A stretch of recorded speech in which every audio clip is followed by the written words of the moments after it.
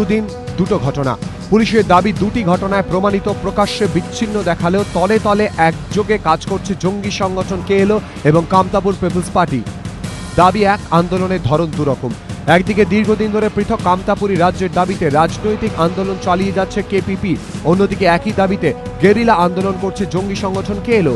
এই পরিস্থিতিতে দুটি ঘটনাতে কেপিপি দুই শীর্ষ নেতা নুবাস এবং সুভাষ বর্মন গ্রেফতারি রাজনৈতিকভাবে তাৎপর্যপূর্ণ বলে মনে করছে সংশ্লিষ্ট মহল। 27 ডিসেম্বর মালদার কালিকাপুরে চলন্ত বাস লক্ষ্য করে চলে 16 রাউন্ড গুলি। গ্রেফতার হন কেপিপি কেন্দ্রীয় কমিটির সদস্য সুভাষ বর্মন এবং ফলেন সরকার। পুলিশ দাবি করে সম্প্রতি ফলেনের বাড়িতে গোপন বৈঠক হয়। কেএলওর শীর্ষ নেতা মালখান সিংহর সঙ্গে সেই বৈঠকে ছিলেন সুভাষ বর্মনও।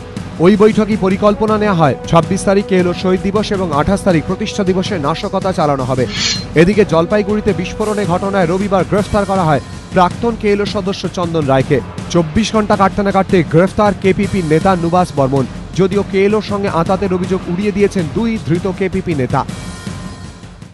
আপনি কোনোভাবে বিস্ফোরণে যুক্ত আছেন কি? কোনো মতেই না। পুলিশ বলছে এটাকে আমরা ঘৃণা করি, এটাকে আমরা ধিক্কার জানাই। পুলিশ বলছে যে কেএলওর সাথে আপনার লিঙ্ক আপ আছে, যোগাযোগ আছে। না, এটা ভুল। এটা ভুল। যদি এটা পুলিশ প্রমাণ করে দিতে পারে আর কি, তাহলে আমি নিজে ইচ্ছা নিজে দড়ি নিয়ে আমি গলায় দড়ি দেবো। মিথ্যা কথা। মালখানের সঙ্গে আমাদের কেপিপির এবং আমার তো ব্যক্তিগত মারাত্মক খারাপ সম্পর্ক, এটা পুলিশ জানে। এর আগে এসপি সাহেব আমাকে নোট পাঠিয়েছে, আপনি সাবধানে থাকবেন, মালখান যে কোনো টাইমে আপনাকে মেরে ফেলতে পারে। পাল্টা পুলিশের বিরুদ্ধে অভিযোগের আঙুল তুলেছেন কেপিপির সভাপতি অতুল রায়। তার দাবি, এভাবে মিথ্যা অভিযোগে জঙ্গি তকমা দিয়ে শীর্ষ নেতাদের গ্রেফতার করে আন্দোলন দমানো যাবে না। প্রশাসনকে ব্যবহার করে সরকার গ্রেফতারি চালাচ্ছে, আমরা প্রতিবাদে সোচ্চার হব। উত্তরবঙ্গে কেএলওর বাড়বাড়ন্তর সময় গ্রেফতার হয়েছেন বহু কেপিপি নেতা। পুলিশের দাবি, এক্ষেত্রে আঁতাতের উপযুক্ত তথ্য প্রমাণ মিলেছে।